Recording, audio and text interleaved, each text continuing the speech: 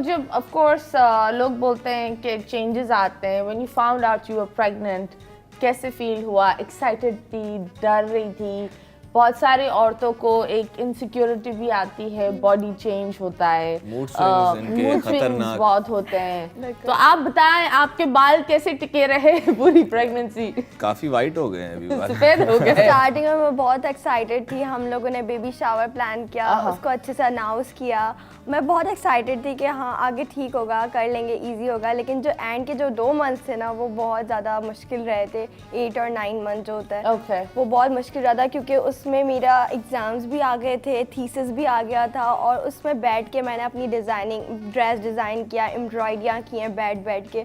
तो वो बहुत ज़्यादा टफ रहा था, लेकिन अल्हम्दुलिल्लाह वक्त गुजर गया, और गुजर ही जाता है हर वक्त।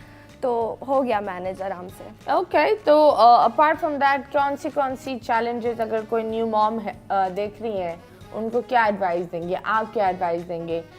जो लोग ऑफ कोर्स एक नए रिलेशनशिप में हैं, न्यूली फादर्स बनने वाले हैं, क्या एडवाइस होगी? कौन सी चैलेंजेस जो आपने बोला इधर हमने गलती की थी, नेक्स्ट बेबी के लिए हम ये गलती नहीं करेंगे? एक होता है, पहले तो आपको जो है ना रिस्पॉन्सिबिलिटीज बहुत ज़्यादा बढ़ जाती हैं। दूसरा, आपको जब तो आइडिया ना हो, आप डॉक्टर्स चेंज करते रहते हो, फिर काफ़ी डॉक्टर्स को चेंज करने के बाद फिर आप एक जाके डॉक्टर पे स्टैंड लेते हो, फिर हॉस्पिटल्स चेंज करते रहते हो, तो काफ़ी ये डिफ़िकल्टी होती है न्यूली पेरेंट्स को। तो मुझे तो ये था कि मेरे दोस्त फिर फैमिली उनसे आइडिया लेके और फिर चलते रहे, और इस चीज़ को फिर इंशाल्लाह अल्लाह ने एक ही डॉक्टर रखनी चाहिए, एक ही हॉस्पिटल रखना चाहिए। एंड टाइम पे ये होता है कि कुछ पेरेंट्स फैमिली कह देते हैं कि नहीं आपने नॉर्मल कराना है, या फिर ये चीज़ मतलब डॉक्टर की नहीं सुनते कि बर्डन आ जाता है एक औरत पे ना। आजकल तो ऑपरेट की तरफ ही डॉक्टर जाते को ही हैं। फॉलो करना चाहिए इंसान को, डॉक्टर जैसा कहती है वैसा ही करो, क्योंकि एंड टाइम पे बहुत मुश्किल होता है अपने आप को कैरी करना और फिर वो चीज़ से फेस करना। Okay, so you did a normal और C-section? मेरा बेसिकली मेरे दोनों ही हुआ है, normal C-section start. 6 days hospital में रखा। मैं 6 डेज रहेंगे। मेरा बहुत बुरा एक्सपीरियंस रहा है। क्यों? क्योंकि मेरा बेसिकली 38 वीक चल रहा था, स्टार्टिंग ही था मतलब। तो डॉक्टर ने कहा था कि आपकी PBT बड़ी है, तो आप लोग जल्दी एडमिट कर लें, नॉर्मल पे ही जाएंगे हम लोग। तो मैंने कहा ठीक है हो जाएगा, मैं कर लूँगी। तो हम लोग चले गए हॉस्पिटल, हम लोग एडमिट हो गए। तो वहाँ पर जाके जब नॉर्मल्स पे सब कुछ होने लगा, सारी ट्रीटमेंट हुई, सब कुछ हो गया है। एंड जब मेरा एपिड्यूरल लगा तो एंड टाइम पे ये हुआ कि उस बेबी की हार्ट बीट बहुत ज़्यादा लो हो गई थी, बेबी स्ट्रेस पे चला गया था। तो फिर उसके बाद फिर हम लोग गए हैं। So 3 days in labor. जी, 3rd डे में बेबी की हार्ट बीट रात को अप्रॉक्स 3:50 के टाइम पे बिल्कुल लो हो गई थी। तो फिर उन्होंने मुझे जब बुलाया कि आप अब बताएं तो मतलब ऑपरेट की तरफ चले जाएं आप। तो 3 दिन पहले वो लेबर पेन, फिर 3 दिन ऑपरेट के बाद हॉस्पिटल में 6 डेज हमें वहाँ पे। और वो वक्त मैं जब भी सोचती हूँ ना, मेरी आंखों में आंसू आ जाते हैं, क्योंकि एक तरफ मामा थी मेरी और एक तरफ अली थे। तो बस वो एक टाइम था, मामा बोल रही थी नहीं नॉर्मल पे इतना मेरी बेटी ने बर्दाश्त किया है, क्योंकि ऑब्वियसली ये आसान चीज़ नहीं होती है हर औरत को फेस करना। तो मैंने वो बर्दाश्त किया। और एक टाइम पे अली बराबर में खड़े थे, अली कह रहे थे नहीं जैसा तुम्हारा डिसीजन होगा हम वो करेंगे, क्योंकि ऑब्वियसली एक पेन, फिर उसके बाद दूसरा अचानक से ऑपरेट की तरफ। मैंने कभी ज़िंदगी में ऑपरेशन ना थिएटर देखा था, ना कोई ऐसी चीज़ देखी। और एट द सेम टाइम आपके एक बच्चे की जान भी जान, और मैंने बस यही सोचा था एक स्टूपिड डिसीजन, बिल्कुल। और आपका बच्चा जा सकता है। तो मुझे बताएं, how was the experience when you saw the baby? और जब डॉक्टर ने बोला दैट बेबी सही है, तो अली आप साथ थे पूरा टाइम? हाँ, मैं पूरा टाइम साथ थे। जब मैं ऑपरेशन थिएटर पे जा रही थी, ऑब्वियसली अंदर तो मैं बिल्कुल अकेली थी। सबसे अजीब बात क्या बोली होगी? बहुत सारी औरतें बहुत सारी बातें बोलती हैं। कुछ औरतें बोलती हैं कब होगा, तुम निकलो यहाँ से। नहीं कब होगा।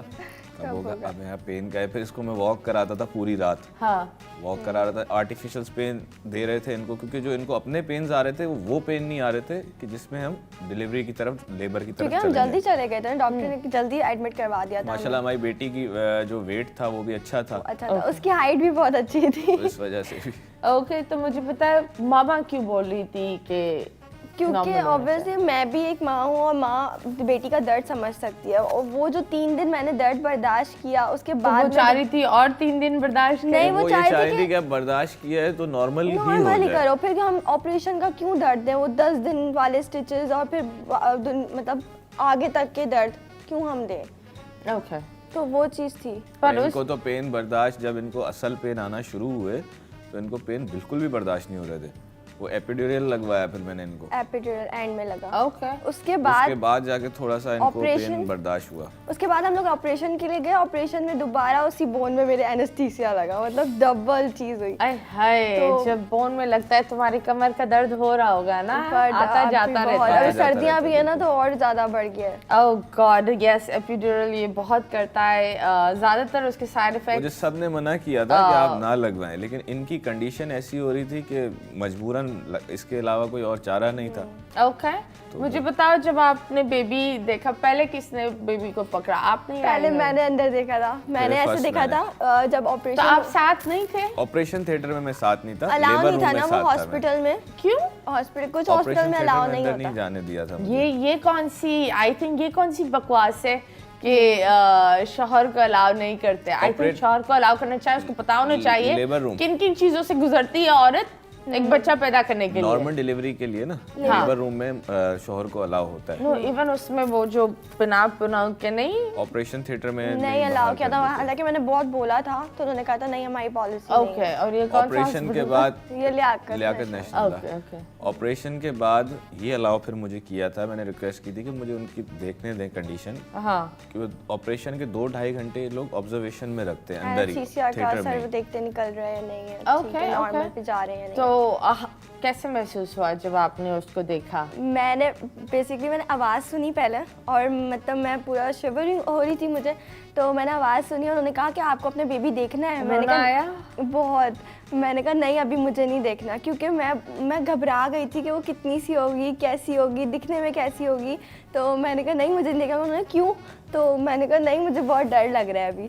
तो फिर उन्होंने खुद ही थोड़ी देर बाद वो मेरे पास लेके आई, और डॉक्टर बहुत अच्छी थी, वो मैं पहले से जानती थी। तो उन्होंने कहा कि इनको पिक्चर्स का, इनकी मामा को पिक्चर्स का बहुत शौक है, तो इन दोनों की आपस में एक पिक्चर ले लें, क्योंकि ऑपरेशन थिएटर में अलाउ नहीं कर रहे थे वो लोग पिक्चर्स वगैरह। लेकिन डॉक्टर ने खुद ही अपने फ़ोन उठाया और मेरे अपने फ़ोन से हमारी दोनों की, मेरी बेबी के साथ मेरी पिक्चर लिया, और फिर बाद में उन्होंने गिफ्ट समझ के व्हाट्सएप की, ये लो मेरी तरफ से तुम्हारे लिए गिफ्ट। ओके, तो मुझे बताओ, पोस्टमार्टम डिप्रेशन में ये गई?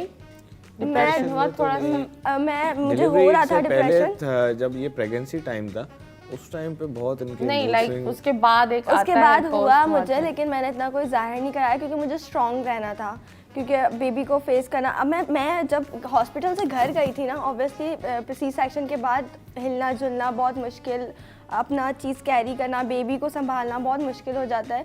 तो एक इंडिपेंडेंट वुमेन के लिए बहुत मुश्किल होता है ये चीज़ फेस करना कि हर काम मैं अपना खुद ही करती थी, हर चीज़ खुद ही करना। और उस वक्त ये होता है कि एक बेबी आपके बराबर में, आपकी न्यू जो चीज़ होती है, एक न्यू ज़िंदगी आपके पास है, आप उसे सही से कैरी नहीं कर पा रहे होते, आप ठीक से उसका कोई काम नहीं कर पा रहे होते, ना उसे फीड सही करवा सकते आप।